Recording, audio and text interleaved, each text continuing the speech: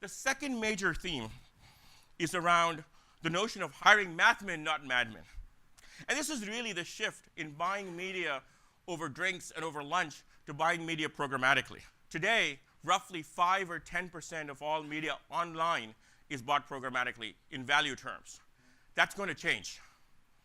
I believe that by the end of this decade, all media, and that's digital, online, slice the data whichever way you want, all media will be bought programmatically.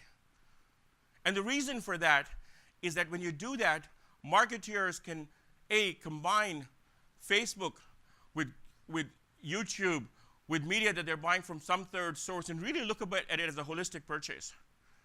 People can track spend across all of these different channels, be able to shift spend from one channel to the other.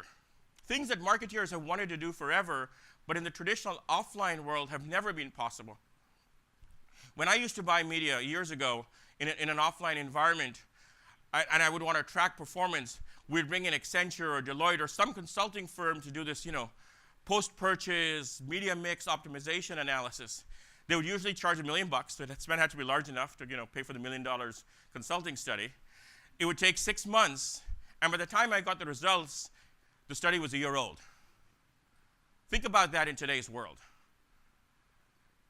Media mix models have to change on a daily or weekly basis, and to do that, you really have to be able to buy all of your media programmatically. This isn't a trend. This really is a takeover. But again, it comes with its challenges. Programmatic media buying today is perceived to lack transparency. Brands are very concerned, rightly so, about how their brand is positioned and what context it's perceived by consumers. So if you're Procter & Gamble, you don't really want your ad showing up somewhere next to a story about ISIS. That's just not the context you want to be seen in.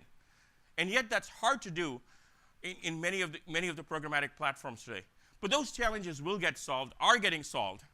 And as those challenges get solved and brands are able to both get brand safety, have trust that their brands will be seen in the right context, and most importantly, be able to buy media across channels from a single console using software, and do that both in a spot market and a futures market, you will see this massive shift going.